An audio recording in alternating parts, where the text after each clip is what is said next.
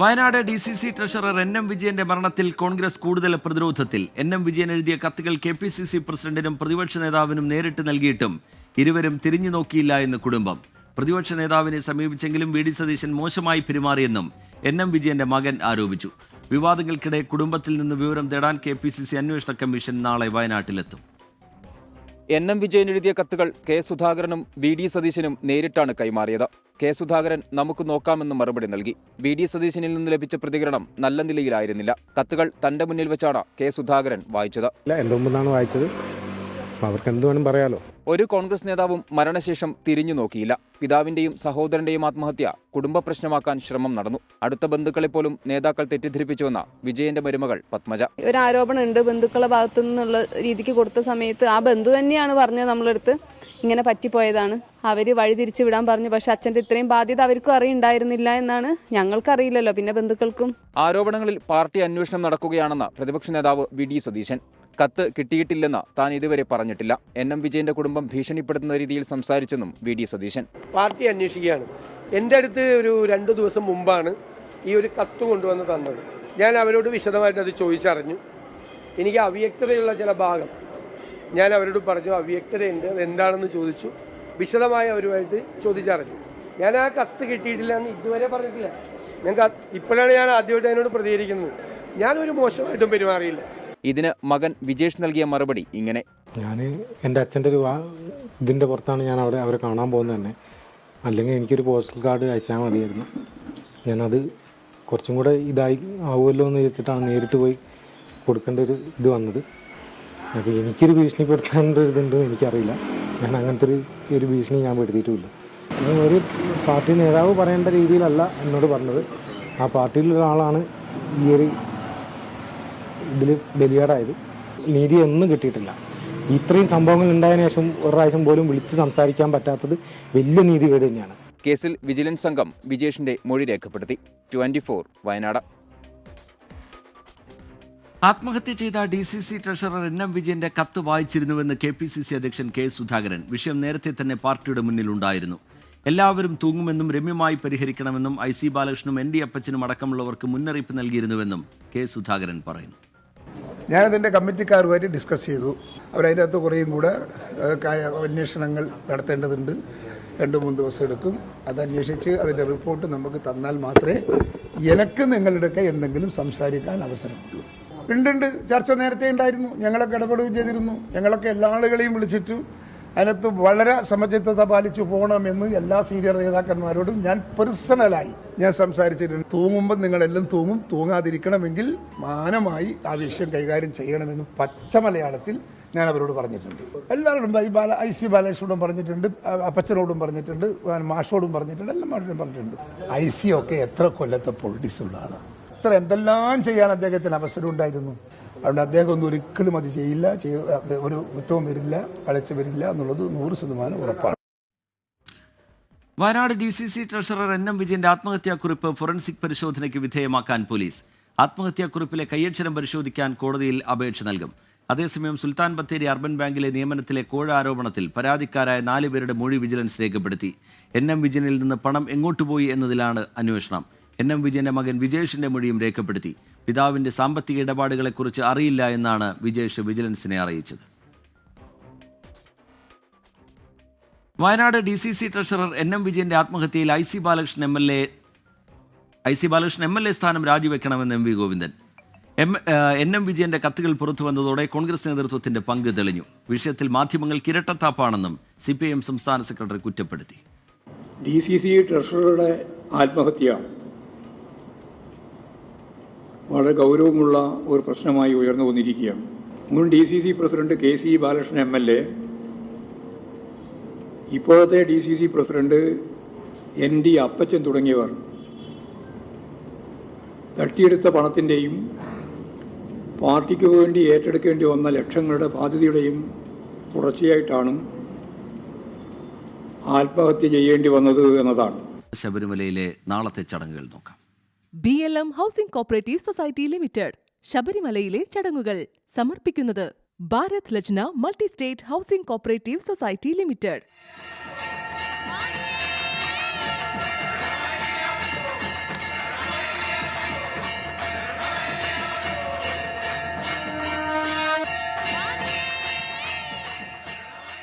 പാലക്കാട് നെല്ലിയാമ്പതിയിൽ ജനവാസ മേഖലയിൽ പുലി ഇറങ്ങി. ജനവാസ മേഖലയോട് ചേർന്നുള്ള തേയിലത്തോട്ടത്തിലാണ് പുലിയുടെ സാന്നിധ്യം. വനവകുപ്പ് തെരച്ചിൽ ആരംഭിച്ചിട്ടുണ്ട്. നിഖിൽ പ്രമേഷ് വിവരങ്ങളുമായി ചേരുകയാണ് പാലക്കാട്ട് നിന്ന്. നിഖിൽ, വിവരങ്ങൾ എന്താണ് നിഖിൽ? അതിന്റെ ദൃശ്യങ്ങൾ നമുക്ക് കാണാൻ കഴിയുന്നുണ്ട്.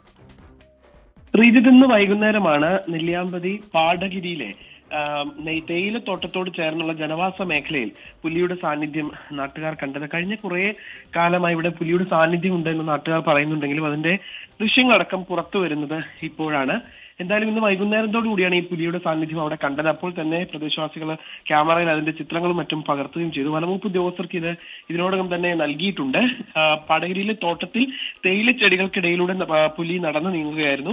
വനംവകുപ്പ് ഇതിന്റെ പശ്ചാത്തലത്തിൽ തെരച്ചിൽ ആരംഭിച്ചിട്ടുണ്ടെങ്കിലും പുലിയെ ഇതുവരെ കണ്ടെത്താൻ വേണ്ടി കഴിഞ്ഞിട്ടില്ല. എന്തായാലും പുലിയെ കണ്ടെത്താൻ വേണ്ടിയിട്ടുള്ള ഊർജിത ശ്രമങ്ങൾ നടത്തുമെന്നാണ് വനംവകുപ്പ് ഉദ്യോഗസ്ഥർ പറയുന്നത്. ശരി, നിഖിൽ പ്രമേഷ് വിവരങ്ങൾ നൽകുകയായിരുന്നു. ജനവാസ മേഖലയോട് ചേർന്നാണ് പുലിയുടെ സാന്നിധ്യം ഇപ്പോൾ കണ്ടെത്തിയിരിക്കുന്നത്. ഗുജറാത്തിൽ വാഹനാപകടത്തിൽ മലയാളി ദമ്പതികളടക്കം 3 പേർ മരിച്ചു. ആലപ്പുഴ തുറവൂർ സ്വദേശികളായ വാസുദേവൻ യാമിനി ദമ്പതികളും കാർ ഡ്രൈവറുമാണ് മരിച്ചത്. ദമ്പതികൾ സഞ്ചരിച്ച കാർ ട്രക്കുമായി കൂട്ടിയിടിച്ചാണ് അപകടമുണ്ടായത്. ശ്രീനാഥ് ചന്ദ്രൻ വിവരങ്ങളുമായി മുംബൈയിൽ നിന്ന് ചേരുന്നുണ്ട്. ശ്രീനാഥ്, വിവരങ്ങൾ എന്താണ് ശ്രീനാഥ്? ഇന്ന് വൈകിട്ട് ഏതാണ്ട് 6:30യോടെയാണ് വാഹനാപകടം ഉണ്ടാവുന്നത്. ദ്വാരകയിലെ ക്ഷേത്ര ദർശനത്തിനായി എത്തിയിലായിരുന്നു കേരളത്തിൽ നിന്നുള്ള ഈ ദമ്പതികൾ. ദർശനം കഴിഞ്ഞ് ഹോട്ടലിലേക്ക് മടങ്ങും വഴിയാണ് അവർ സഞ്ചരിച്ച കാർ ഒരു ട്രക്കുമായി കൂട്ടിയിടിച്ചത്. കാർ ഏതാണ്ട് പൂർണ്ണമായി തന്നെ തകർന്ന അവസ്ഥയിലാണ്. ഈ മരിച്ച വാസുദേവൻ സംഭവ സ്ഥലത്ത് വെച്ചും യാമിനി ആശുപത്രിയിൽ വെച്ചുമാണ് മരിച്ചത്. ഏതായാലും അവിടുത്തെ സൂറത്തിലെ ഈ മേഖലയിലെ ദ്വാരകയിലുള്ള മലയാളി സമാജം പ്രവർത്തകരൊക്കെ തന്നെ ഇപ്പോൾ ഈ വിഷയത്തിൽ ഇടപെടുന്നുണ്ട്. ബന്ധുക്കൾ വിവരമറിഞ്ഞ് നാട്ടിൽ നിന്നും പുറപ്പെട്ടിട്ടുണ്ട് എന്നതാണ് ലഭിക്കുന്ന വിവരം. ശ്രീജിത്ത്. ശ്രീനാഥ് ചന്ദ്രൻ മുംബൈയിൽ നിന്ന് വിവരങ്ങൾ നൽകുകയായിരുന്നു. മലയാളി ദമ്പതികളാണ് അപകടത്തിൽപ്പെട്ടിരിക്കുന്നത്. മലയാളി ദമ്പതികളടക്കം 3 പേർ മരിച്ചു എന്ന വിവരമാണ് ഇപ്പോൾ പുറത്തു വരുന്നത്. യൂബർ ഓട്ടോറിക്ഷ തടഞ്ഞ് യാത്രക്കാരിയെ ഇറക്കിവിട്ടതായി പരാതി. തിരുവനന്തപുരം ടെക്നോ പാർക്ക് ജീവനക്കാരിയായ യുവതിയാണ് മറ്റ് ഓട്ടോറിക്ഷ തൊഴിലാളികൾ റോഡിൽ തടഞ്ഞ് ഇറക്കിവിട്ടത്. കഴക്കൂട്ടം CSI മിഷൻ ആശുപത്രിക്ക് മുന്നിലായിരുന്നു സംഭവം.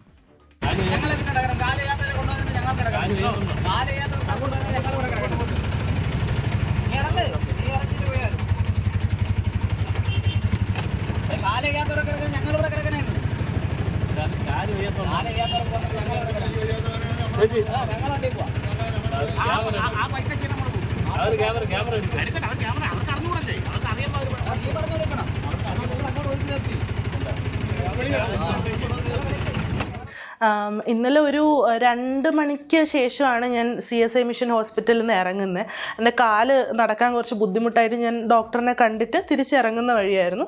അപ്പം പുറത്തിറങ്ങാതെ ഞാൻ ഹോസ്പിറ്റലിൻ്റെ അകത്ത് തന്നെ ഇരുന്നിട്ട് ഊബർ വിളിക്കുകയാണ് ചെയ്തത്. കാര്യം അത്രയും നേരം പുറത്തുപോയി വെയിറ്റ് ചെയ്യാൻ എനിക്ക് പറ്റാത്തതുകൊണ്ട് ഹോസ്പിറ്റലിൻ്റെ ഉള്ളിൽ തന്നെ ഇരുന്നിട്ട് ഊബർ വിളിച്ചു. വെയിറ്റ് ചെയ്തു. ഒരു 2 മിനിറ്റ് കഴിഞ്ഞപ്പോൾ ഊബർ വന്നു. ഞാൻ ഊബറിലോട്ട് കയറിയതും തൊട്ടടുത്തുണ്ടായിരുന്ന ഓട്ടോ സ്റ്റാൻഡിൽ ഒരു 3-4 ഓട്ടോക്കാരെല്ലാവരും കൂടെ ഊബറിന് ചുറ്റിനും കൂടി. എന്നിട്ട് ഡ്രൈവറിനെ സ്റ്റോപ്പ് ചെയ്തു, ഓട്ടോ പിടിച്ച് നിർത്തി. എന്നിട്ട് പറയുന്നുണ്ടായിരുന്നു ഇവിടുന്ന്. AV ജയശങ്കർ ചേരുന്നുണ്ട് വിവരങ്ങളുമായി തിരുവനന്തപുരത്ത് നിന്ന്. ജയശങ്കർ, എന്താണ് ഈ പരാതി? ഇതുമായി ബന്ധപ്പെട്ടുള്ള അന്വേഷണത്തിൽ മനസ്സിലായത് എന്താണ് ജയശങ്കർ? അതായത് കഴിഞ്ഞ ദിവസം ടെക്നോ പാർക്കിലെ ജീവനക്കാരിയായ അഞ്ജലി CSI മിഷൻ ആശുപത്രിക്ക് മുന്നിൽ വെച്ച ഊബർ ഓട്ടോയിൽ കയറുന്നു. ഈ ഘട്ടത്തിൽ അവിടെ ഉണ്ടായിരുന്ന ഓട്ടോറിക്ഷ തൊഴിലാളികൾ ഇവരുടെ വാഹനത്തെ ഓട്ടോറിക്ഷയെ തടയുന്നു. ഈ വാഹനത്തിൽ പോകാൻ പറ്റുന്ന രീതിയിൽ ഇവരുമായി തട്ടിക്കയറുന്നു. ഇവർ ഈ CSI മിഷൻ ആശുപത്രിയിൽ ചികിത്സയുമായി ബന്ധപ്പെട്ട് കാലിന്റെ ചികിത്സയുമായി ബന്ധപ്പെട്ടെത്തിയതാണ്. ആശുപത്രിക്കുള്ളിൽ വെച്ചാണ് ഓട്ടോ ബുക്ക് ചെയ്യുന്നത്. അത്തരത്തിലാണ് ഓട്ടോ എത്തിയതിനു ശേഷം ഇവർ പുറത്തു വരുന്നത്. ഈ ഘട്ടത്തിലാണ് ഈ ഇത്തരത്തിൽ ഊബർ ഓട്ടോയിൽ യാത്ര ചെയ്യാൻ സമ്മതിക്കില്ലെന്ന് പറഞ്ഞുകൊണ്ട് 3 ഓട്ടോറിക്ഷ തൊഴിലാളികൾ ഇത്തരത്തിൽ ഗുണ്ടായിസം നടത്തിയത്. ഇതിന്റെ ദൃശ്യങ്ങൾ ഉൾപ്പെടെ ഇവർ പുറത്തുവിട്ടിട്ടുണ്ട്. എന്തായാലും ഈ സംഭവവുമായി ബന്ധപ്പെട്ട് യുവതി പിന്നീട് കഴക്കൂട്ടം പോലീസിൽ പരാതി നൽകുകയും ചെയ്തു. പോലീസ് എന്തായാലും ഈ സംഭവവുമായി ബന്ധപ്പെട്ട് ഈ അതിക്രമം നടത്തിയ ഓട്ടോറിക്ഷ തൊഴിലാളികളെ വിളിച്ചു വരുത്തുകയും ഇവർക്ക് ഫൈൻ അടിച്ച് വിട്ടയക്കുകയുമാണ് ചെയ്തത്. സംഭവവുമായി ബന്ധപ്പെട്ട് ഇതുവരെ പോലീസ് കേസ് എടുത്തിട്ടില്ല എന്നാണ് മനസ്സിലാക്കുന്നത്. ഈ തലസ്ഥാനത്തെ ഓട്ടോ തൊഴിലാളികൾക്കെതിരെ പലപ്പോഴും ഇത്തരത്തിൽ വ്യാപകമായ പരാതികൾ ഉയരാറുണ്ട്. കാരണം യൂബർ ഓട്ടോ ആണെങ്കിലും മറ്റു ഓട്ടോ ആണെങ്കിലും അത് വിളിക്കുന്ന ആളുടെ സ്വാതന്ത്ര്യമാണ് ഏത് ഓട്ടോറിക്ഷയിൽ പോകണം എന്നുള്ളത്. എന്നാൽ അതിന് വിപരീതമായി തങ്ങളുടെ ഓട്ടോയിൽ തന്നെ കയറണം, ഇല്ലെങ്കിൽ ഊബർ ഓട്ടോയിൽ പോകാൻ അനുവദിക്കില്ല എന്ന് പറഞ്ഞുകൊണ്ടായിരുന്നു ഈ ടെക്നോ പാർക്ക് ജീവനക്കാരിയായ അഞ്ജലിക്ക് നേരെ കഴക്കൂട്ടം CSI മിഷൻ ആശുപത്രിക്ക് മുന്നിലെ ഓട്ടോക്കാരുടെ ഗുണ്ടായുസം ഉണ്ടായത്. എന്തായാലും സംഭവത്തിൽ പോലീസ് കേസെടുത്തിട്ടില്ല എന്നാണ് മനസ്സിലാക്കുന്നത്. ഫൈൻ അടിച്ച ഇവരെ വിട്ടയക്കുകയായിരുന്നു. യുവതി പോലീസ് സ്റ്റേഷനിൽ ഇന്നലെ തന്നെ കഴിഞ്ഞ ദിവസം തന്നെ പരാതി നൽകിയതിന്റെ ദൃശ്യങ്ങൾ ഉൾപ്പെടെയാണ് നമ്മൾ ഈ വാർത്ത ഇപ്പോൾ പുറത്തുവിടുന്നത്. ശരി, AV ജയശങ്കർ വിവരങ്ങൾ നൽകുകയായിരുന്നു തിരുവനന്തപുരത്ത് നിന്ന്. സ്ത്രീത്വത്തെ അപമാനിച്ചെന്ന നടി ഹണി റോസിന്റെ പരാതിയിൽ വ്യവസായി ബോബി ചെമ്മണ്ണൂരിനെതിരെ കേസ്. ജാമ്യമില്ലാ വകുപ്പ് പ്രകാരം എറണാകുളം സെൻട്രൽ പോലീസാണ് കേസെടുത്തത്. നിയമവിദഗ്ധരുമായി ആലോചിച്ച ശേഷമാണ് പരാതി നൽകിയതെന്ന് ഹണി റോസ് 24-നോട് പറഞ്ഞു. മോശം പരാമർശം നടത്തിയിട്ടില്ല എന്നാണ് ബോബി ചെമ്മണ്ണൂരിന്റെ പ്രതികരണം. സമൂഹമാധ്യമങ്ങളിലൂടെ തുടർച്ചയായി അധിക്ഷേപ പരാമർശങ്ങൾ നടത്തിയതിനാണ് ബോബി ചെമ്മണ്ണൂരിനെതിരെ നടി ഹണി റോസ് പരാതി നൽകിയത്. പരാതി നൽകിയ കാര്യം നടി തന്നെ ഇൻസ്റ്റഗ്രാമിലൂടെ വെളിപ്പെടുത്തി. താങ്കൾ പണത്തിന്റെ ഹുങ്കിൽ വിശ്വസിക്കൂ, ഞാൻ രാജ്യത്തെ നിയമവ്യവസ്ഥയിൽ വിശ്വസിക്കുന്നുവെന്ന് ഇൻസ്റ്റഗ്രാം കുറിപ്പിൽ പറയുന്നു. നടിയുടെ പരാതിയിൽ ജാമ്യമില്ലാ വകുപ്പ് പ്രകാരമാണ് എറണാകുളം സെൻട്രൽ പോലീസ് കേസെടുത്തത്. IT ആക്ടും ചുമത്തിയിട്ടുണ്ട്. സൈബർ ആക്രമണത്തിന്റെ ഏറ്റവും വലിയ ഇരയാണ് താനെന്ന് ഹണി റോസ് 24-നോട്. ചെമ്മണ്ണൂർ ഇന്റർനാഷണൽ ജുവലേഴ്സിന്റെ ഭാഗമായി ഒരു ഉദ്ഘാടനത്തിന് പങ്കെടുക്കുമ്പോഴാണ് ഈ ബുദ്ധിമുട്ടുകൾ എനിക്ക് ഫേസ് ചെയ്യേണ്ടി വന്നത് ആദ്യം. അത് കഴിഞ്ഞിട്ട് കണ്ടിന്യൂസ്ലി ഇദ്ദേഹത്തിന്റെ ഭാഗത്തുനിന്നും പല പ്ലാറ്റ്ഫോമുകളിലും വളരെ മോശമായിട്ടുള്ള പരാമർശം എന്നെയും എന്റെ ശരീരത്തെ പറ്റിയും അല്ലെങ്കിൽ പല ജസ്റ്റേഴ്സ് മുഖേനയും സ്ലട്ട് ഷെയ്മിങ് ചെയ്യുന്ന രീതിയിലായിരുന്നു ഇദ്ദേഹത്തിന്റെ ഭാഗത്തുനിന്നുള്ള പ്രതികരണങ്ങൾ ഉണ്ടായത്. താൻ മോശം പരാമർശം നടത്തിയിട്ടില്ലെന്നും കേസ് നിയമപരമായി നേരിടുമെന്നും ബോബി ചെമ്മണ്ണൂർ പ്രതികരിച്ചു. ഞാൻ സ്ത്രീത്വത്തെ അഭിമാനിക്കാറില്ല, സ്ത്രീകളോടൊക്കെ ബഹുമാനമാണുള്ളൂ. പിന്നെ മോശമായ വാക്കുകളൊന്നും ഞാൻ ഉപയോഗിച്ചിട്ടില്ല, മോശമായ ഇന്റൻഷൻ ഒന്നും അതിലില്ല. ഹണി റോസിന്റെ സമൂഹ മാധ്യമങ്ങളിലെ പോസ്റ്റിന് താഴെയുള്ള കമന്റുകളിൽ പലതും വ്യാജ അക്കൗണ്ടുകളിൽ നിന്നാണ്. ഇത് അന്വേഷണത്തിന് വെല്ലുവിളിയാണെങ്കിലും ലൊക്കേഷൻ കണ്ടെത്തി പ്രതികളെ പിടികൂടാനാണ് പോലീസ് തീരുമാനം. നടിയുടെ പോസ്റ്റിന് താഴെ പുതിയതായി അധിക്ഷേപ കമന്റ് കണ്ടെത്തിയാൽ സ്വമേധയാ കേസെടുക്കുമെന്നും പോലീസിന്റെ മുന്നറിയിപ്പുണ്ട്. 24 കൊച്ചി. UDF-ൽ ചേർന്ന് പ്രവർത്തിക്കാൻ താൽപര്യം പ്രകടിപ്പിച്ച PV അൻവർ MLA പാണക്കാടെത്തി മുസ്ലിം ലീഗ് അധ്യക്ഷൻ സാദിഖ് അലി ശിഹാബ് തങ്ങളുമായും PK കുഞ്ഞാലിക്കുട്ടിയുമായും ചർച്ച നടത്തി. PV അൻവറിനെ മുന്നണിയിലെടുക്കുന്ന കാര്യത്തിൽ അന്തിമ തീരുമാനത്തിലേക്ക് UDF എത്തിയിട്ടില്ല. PV അൻവർ മുമ്പുന്നയിച്ച വിമർശനങ്ങളിൽ രാഷ്ട്രീയ വ്യക്തത വരുത്തണം എന്നാണ് കോൺഗ്രസിലെ യുവ നേതാക്കളുടെ നിലപാട്. വനം വകുപ്പ് ഓഫീസ് അടിച്ചു തകർത്ത കേസിൽ ജാമ്യം ലഭിച്ച് പുറത്തിറങ്ങിയ PV അൻവർ പിന്തുണച്ച UDF നേതാക്കളെ നേരിൽ കാണുമെന്ന് പ്രഖ്യാപിച്ചിരുന്നു. ഉച്ചയ്ക്ക് 12 മണിയോടെ പാണക്കാട്ടേക്ക്.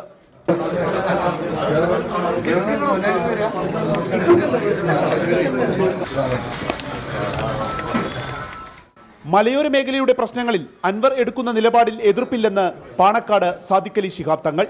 വിഷയത്തോടൊപ്പം ലീഗ് ഉണ്ടെന്ന് ദേശീയ ജനറൽ സെക്രട്ടറി PK കുഞ്ഞാലിക്കുട്ടിയും. ഇപ്പോൾ അയാൾ ഉയർത്തിപ്പിടിക്കുന്ന പ്രശ്നത്തിൽ UDF-ന് എതിർപ്പൊന്നുമില്ല. കാരണം ഇപ്പോൾ വന നിയമത്തിലെ ഭേദഗതി കുറച്ച് സങ്കീർണമാണ്. അവിടെ ഒരു മനുഷ്യത്വപരമായിട്ട് സമീപനം ഉണ്ടായിരിക്കണം. അസംബ്ലി തെരഞ്ഞെടുപ്പിൽ UDF അധികാരത്തിൽ വരണം. അപ്പോൾ അതിന് എന്തെല്ലാമാണോ ചെയ്യേണ്ടത് അത് UDF ചെയ്യും. മലയോര കർഷകരുടെ പ്രശ്നമാണ് ഇന്ന്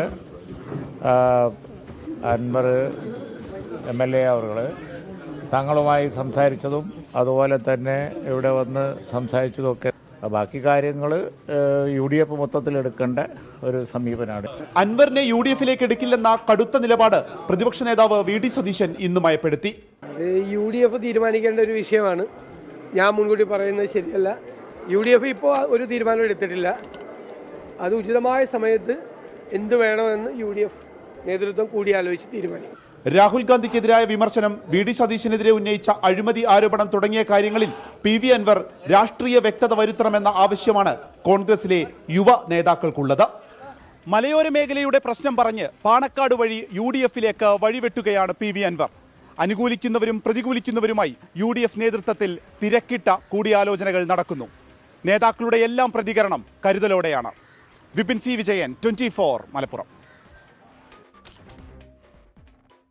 ISRO തലപ്പത്ത് വീണ്ടും മലയാളി ചെയർമാനായി ഡോക്ടർ V നാരായണനെ നിയമിച്ചിരിക്കുന്നു. Valiamala liquid propulsion system centre ഡയറക്ടറാണ്. ബഹിരാകാശ ശാസ്ത്ര വകുപ്പ് സെക്രട്ടറിയായും സ്പേസ് കമ്മീഷൻ ചെയർമാന്റെ ചുമതലയും നാരായണനായിരിക്കും എന്ന വിവരം കൂടി പുറത്തു വരുന്നുണ്ട്.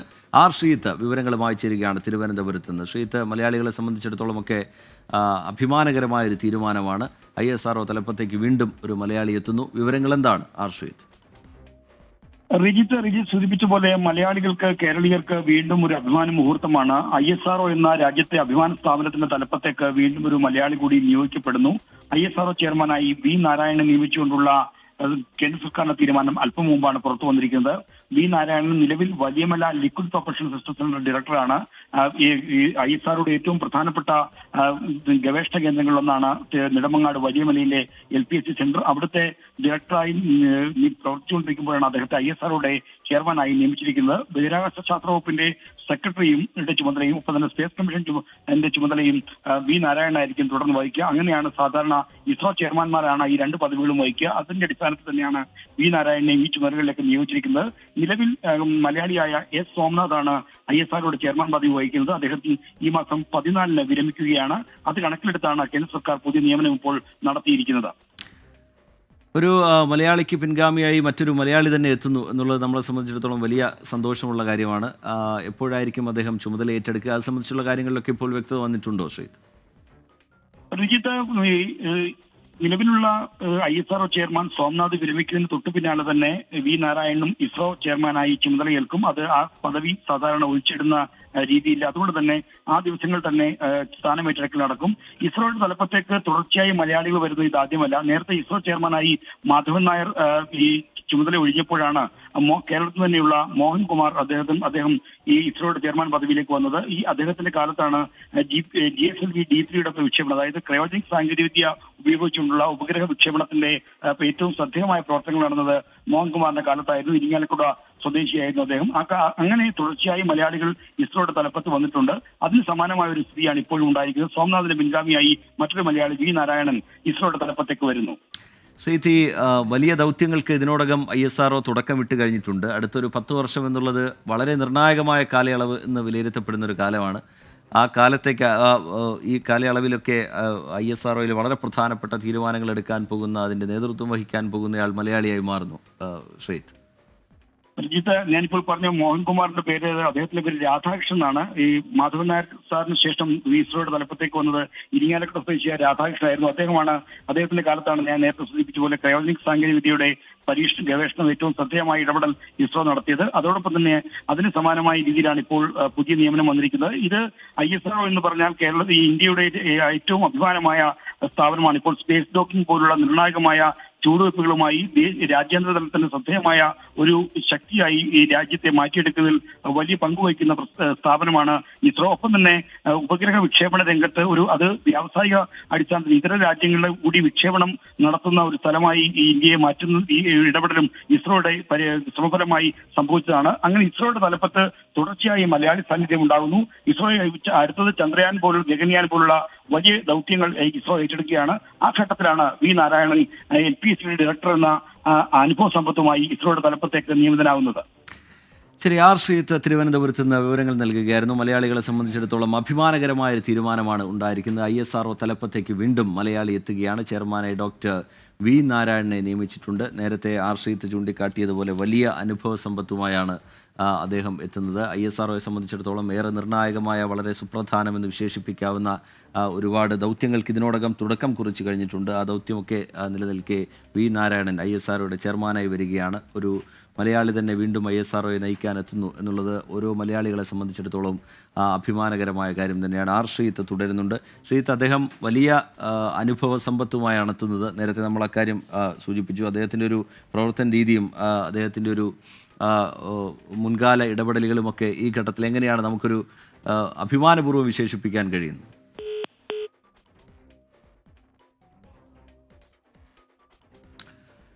ISRO തലപ്പത്തേക്ക് വീണ്ടും മലയാളി എത്തുകയാണ്. ചെയർമാനായി ഡോക്ടർ V നാരായണനെ നിയമിച്ചിരിക്കുന്നു. Valiamala liquid propulsion system centre ഡയറക്ടറാണ് അദ്ദേഹം.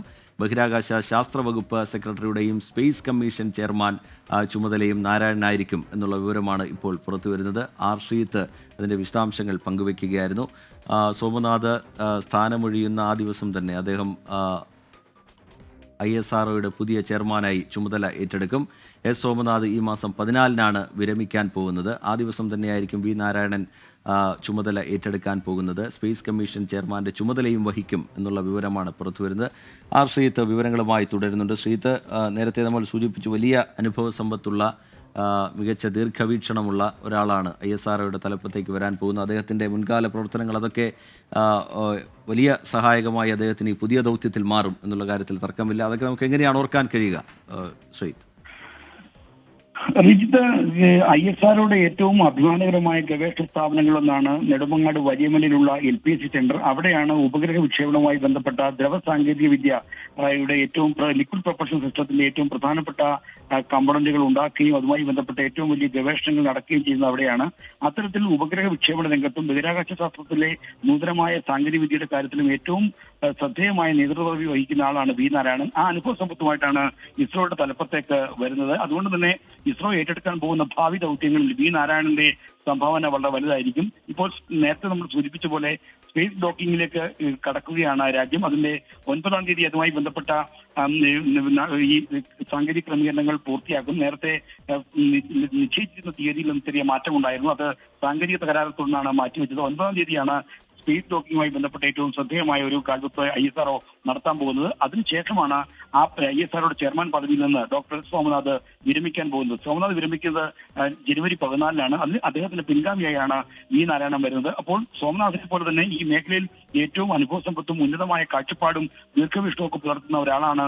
ഒരു വളരെ വിശിഷ്ടമായ ഒരു ശാസ്ത്രജ്ഞനാണ്. അതായത് ISROയുടെ ഏറ്റവും പ്രധാനപ്പെട്ട ഗവേഷകരിലും ശാസ്ത്രജ്ഞരിലും ഒരാളാണ് നാരായണൻ. അദ്ദേഹത്തിന്റെ ഈ അനുഭവ സമ്പത്ത് വരുംകാല കാൽവെപ്പുകളിൽ വരുംകാല ഗവേഷണ പ്രവർത്തനങ്ങളിലും മറ്റ് സാങ്കേതിക മുന്നേറ്റങ്ങളിലും ISROയ്ക്ക് വലിയ തോതിൽ സഹായകമാകുന്ന പ്രതീക്ഷയാണ് ഇസ്രോ വൃത്തങ്ങളും ഇപ്പോൾ ESSC തിരുവനന്തപുരം മേഖലയിലെ ശാസ്ത്രജ്ഞരും മറ്റും നമ്മളോട് പങ്കുവെക്കുന്നത്. ഈ ശ്രീത്ത്, കേരളത്തിൽ എവിടെയാണ് അദ്ദേഹത്തിന്റെ സ്വദേശം? അത് സംബന്ധിച്ച വിവരങ്ങൾ എങ്ങനെയാണ് ശ്രീത്ത്? അദ്ദേഹം തിരുവനന്തപുരത്താണ് താമസിക്കുന്നത്. അദ്ദേഹം തിരുവനന്തപുരത്ത് താമസക്കാരാണ്. അദ്ദേഹം കേരളത്തിൽ എവിടെയാണ് സ്വദേശം നടത്തിയ വിവരങ്ങൾ നമുക്ക് അല്പസമയത്തിനെങ്കിൽ ലഭ്യമാക്കാൻ കഴിയുമെന്നാണ് പ്രതീക്ഷിക്കുന്നത്. എന്തായാലും അല്പം മുമ്പ് മാത്രമാണ് കേന്ദ്ര സർക്കാരിന്റെ തീരുമാനം ഇതുമായി ബന്ധപ്പെട്ട ഉത്തരവ് പുറത്തിറങ്ങിയത്. ആ ഉത്തരവിന്റെ പിന്നാലെയാണ് നമ്മൾ ഈ വാർത്ത ഇപ്പോൾ നൽകിയിരിക്കുന്നത്. കേന്ദ്ര ഈ ക്യാബിനറ്റിന്റെ സെക്രട്ടറിയായ മനീഷ സക്സേനയുടെ ഉത്തരവ് അല്പം മുമ്പാണ് പുറത്തിറങ്ങിയിരിക്കുന്നത്. ഈ വി നാരായണനെ വലിയമല വലിയമലയിലെ LPSC ഡയറക്ടറായ വി നാരായണനെ ഡിപ്പാർട്ട്മെന്റ് ഓഫ് സ്പേസിന്റെയും സ്പേസ് കമ്മീഷന്റെയും ചെയർമാനായി 2 കൊല്ലത്തേക്ക് നിയമിച്ചുകൊണ്ടുള്ള ഉത്തരവാണ് പുറത്തിറങ്ങിയിരിക്കുന്നത്. ഈ മാസം 14 മുതൽ അദ്ദേഹത്തിന്റെ നിയമനം പ്രാബല്യത്തിൽ വരുമെന്നും ഈ ഉത്തരവിൽ പറയുന്നുണ്ട്. ശരി, ISRO തലപ്പത്ത് വീണ്ടും മലയാളി എത്തുകയാണ്. ചെയർമാനായ ഡോക്ടർ വി നാരായണനെ നിയമിച്ചിരിക്കുന്നു. ശ്രീത്ത് അതിന്റെ വിശദാംശങ്ങൾ പങ്കുവയ്ക്കുകയായിരുന്നു. ഇനി സംസ്ഥാന സ്കൂൾ കലോത്സവ വാർത്തകൾ. 63ാമത് Kerala school Ananthakalapuri powered by GTech. ജോലിയാണ് ലക്ഷ്യമെങ്കിൽ പഠനം GTechൽ തന്നെ. കോ സ്പോൺസേർഡ് ബൈ പുതിയ തുടക്കം ആരോഗ്യത്തോടൊപ്പം ഔഷധി. മിൽമ, രുചിയേറും നിമിഷങ്ങൾ. വർഷങ്ങൾ മറിഞ്ഞോട്ടെ, സമ്മാനങ്ങൾ തുടർന്നുകൊണ്ടേയിരിക്കും. കേരള സംസ്ഥാന ഭാഗ്യക്കുറി. Muthoot mercantile limited. NCD ജനുവരി 10 മുതൽ.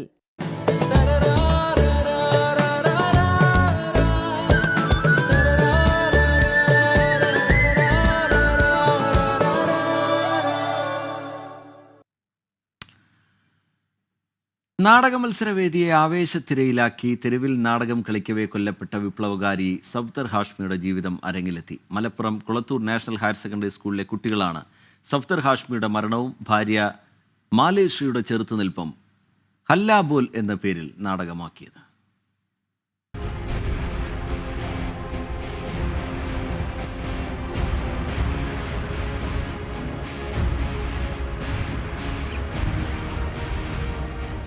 ആയിരത്തി 1989 പുതുവർഷ ദിനം. ലോകം മുഴുവൻ പുതുവർഷാഘോഷങ്ങളിൽ മുഴുകിയിരിക്കുമ്പോൾ ജനനാട്യമഞ്ച് പ്രവർത്തകരായ സഫ്ദറും സംഘവും ഉത്തർപ്രദേശിലെ ജാന്തപൂർ ഗ്രാമത്തിലേക്കുള്ള യാത്രയിലായിരുന്നു. തൊഴിലാളികൾക്കു വേണ്ടി അവരുടെ ആവശ്യങ്ങൾ ജനങ്ങളിലേക്ക് എത്തിക്കാൻ ഹല്ലാബോൽ തെരുവു നാടകം അവതരിപ്പിക്കുകയായിരുന്നു ലക്ഷ്യം. നാടകം കളിച്ചുകൊണ്ടിരിക്കെ അക്രമിക്കൂട്ടം ഇരച്ചുകയറി. മാരകമായി പരുക്കേറ്റ സഫ്ദർ ഹാഷ്മി പിറ്റേന്നു മരിച്ചു. സഫ്ദറിന്റെ രക്തസാക്ഷിത്വത്തിന്റെ 3-ാം നാൾ ജീവിത പങ്കാളിയായിരുന്ന മാലേശ്രീയും കൂട്ടരും ഉത്തർപ്രദേശിലെ അതേ തെരുവിൽ അതേ നാടകം കളിച്ചു. ഹല്ലാബോൽ.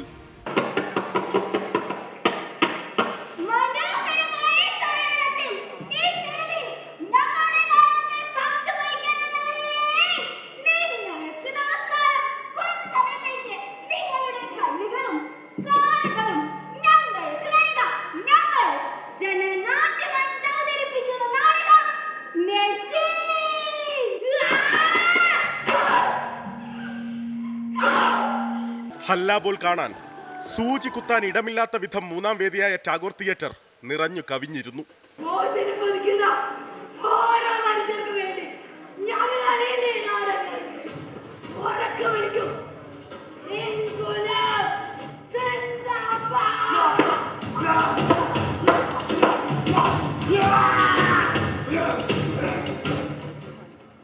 സഫ്തർ ഹാഷ്മിയായി വേഷമിട്ടത് KT ഫഹ്മി, ആകസ്മിക ബാബു, നിവേദ് കൃഷ്ണ, ശ്രീലക്ഷ്മി, ഗീതു, അർച്ചന, ശ്രേയ സുനിൽ എന്നിവർ അരങ്ങിലും അർഷദ്, മിൻഹാജ്, ഋഷിരാജ് എന്നിവർ പിന്നണിയിലും പങ്കാളികളായി. ഹലാബോൾ എന്ന് പറയുമ്പോൾ തന്നെ റേസ് യുവർ വോയിസ് എന്നാണ്. അപ്പോൾ എല്ലാ അനീതികൾക്കും എതിരെ നാടകത്തിലൂടെ ശബ്ദം ഉയർത്തിയിട്ടുള്ള ഒരു അതുല്യമായിട്ടുള്ള പ്രതിഭയായിരുന്നു സഫ്തർ ഹാഷ്മി. തൻ്റെ തെരുവ് നാടകങ്ങളിലൂടെ എല്ലാവിധ അനീതികൾക്കെതിരെയും അദ്ദേഹം പ്രതികരിച്ചിട്ടുണ്ടായിരുന്നു. അദ്ദേഹത്തിൻ്റെ പ്രതികരണ രീതി തന്നെ വ്യത്യസ്തമായിരുന്നു. ഹരിലാൽ ബത്തേരി രചിച്ച നാടകം നിരഞ്ജനാണ് സംവിധാനം. സ്ത്രീ സമത്വത്തിന് വേണ്ടിയിട്ട് അദ്ദേഹം നാടകം ചെയ്തിട്ടുണ്ട്. ഒപ്പം തന്നെ അന്നത്തെ ഒരു ഭരണകൂട ഭീകരതകൾക്കെതിരെ നാടകം ചെയ്തിട്ടുണ്ട്. അങ്ങനെ എല്ലാ തരത്തിലും സമൂഹത്തിലെ വിവിധ തുറകളിലെ അനീതികളെ തുറന്നെതിർക്കുക എന്നതായിരുന്നു സഫ്തർ ഹാഷ്മി നാടകങ്ങളിലൂടെ ചെയ്തത്.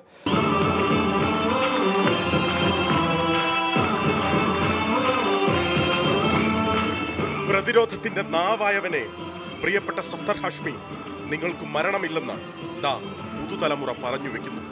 രാജ് കിരണിനൊപ്പം അലക്സ്, റാം മുഹമ്മദ്, 24 തിരുവനന്തപുരം. ന്യൂജൻ പ്രയോഗങ്ങളായ തന്തവൈബും ശിബുദിനവുമൊക്കെ ഇത്തവണ പല മത്സര ഇനങ്ങളിലും കടന്നുവന്നു. കാർട്ടൂണിന് തന്തവൈബ് വിഷയമായി. ഹൈസ്കൂൾ വിഭാഗം മോണോ ആക്ടിലാണ് ശിബുദിനം എത്തിയത്. അപ്പോൾ ശിബുദിനം കാണാം.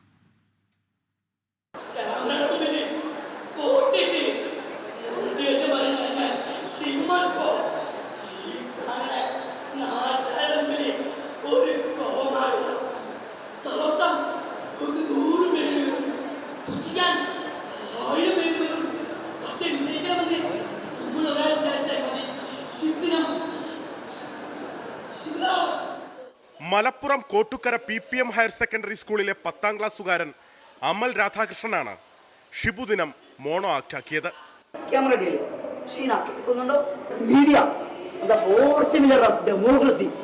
ജനാധിപത്യത്തിന്റെ 4ാം തൂണാണ് മാധ്യമങ്ങൾ.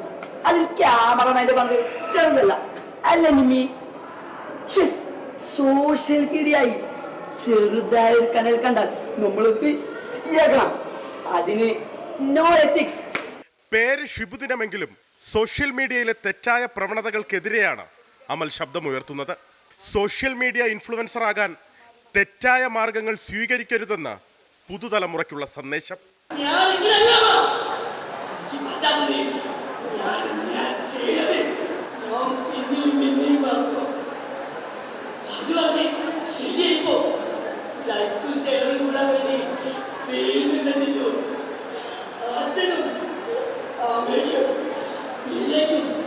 പിന്നെ അവരെനിക്ക് തന്ന ഈ പേരിന് വേണ്ടി വീണ്ടും പറഞ്ഞുകൊണ്ടേയിരുന്നു.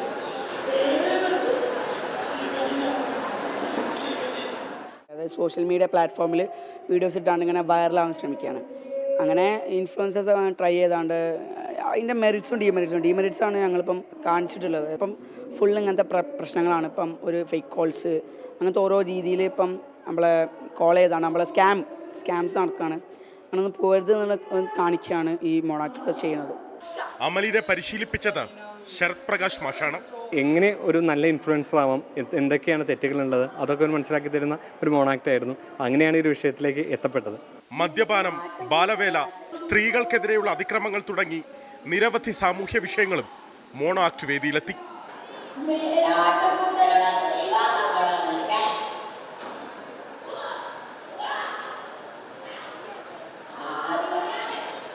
സിറിൽ ഡി ലെസ്ലിക്കൊപ്പം അലക്സ്, റാം മുഹമ്മദ്, 24 തിരുവനന്തപുരം. ശാന്തിഗിരി ആശ്രമത്തിലെ ഇ-കൊമേഴ്സ് സ്റ്റാളിന്റെ പ്രവർത്തനം ആരംഭിച്ചു. ആശ്രമത്തിൽ നിർമ്മിച്ച പ്രകൃതിദത്ത ഉൽപ്പന്നങ്ങളാണ് ഓൺലൈൻ വഴി വിപണനം നടത്തുന്നത്. ശാന്തിഗിരി ഫെസ്റ്റിനോടനുബന്ധിച്ച് ഈ മാസം 19 വരെ ഉൽപ്പന്നങ്ങൾക്ക് പ്രത്യേക ഡിസ്കൗണ്ടുകളും പ്രഖ്യാപിച്ചിട്ടുണ്ട്. പ്രകൃതിദത്ത ഉൽപ്പന്നങ്ങൾ വിപണിയിലെത്തിക്കുക എന്ന ലക്ഷ്യത്തോടെയാണ് ശാന്തിഗിരി ആശ്രമത്തിൽ ഇ-കൊമേഴ്സ് സ്റ്റോളിന്റെ പ്രവർത്തനം ആരംഭിക്കുന്നത്. ഉദ്ഘാടനം ടെക്നോപാർക്ക് CEO കേണൽ സഞ്ജീവ് നായർ നിർവഹിച്ചു. ശാന്തിഗിരി ആശ്രമത്തിലേക്ക് സ്വാഗതം.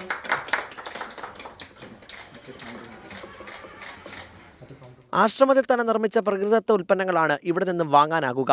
ആയുർവേദ മരുന്നുകൾ, കറി പൗഡറുകൾ, സോപ്പ്, ബേക്കറി ഉൽപ്പന്നങ്ങൾ ഉൾപ്പെടെ ഇവിടെ ലഭിക്കും. ഗുണനിലവാരമുള്ള പ്രോഡക്റ്റുകളാണ് ശാന്തിഗിരി ആശ്രമം ജനങ്ങളിലേക്ക് എത്തിക്കുന്നത്.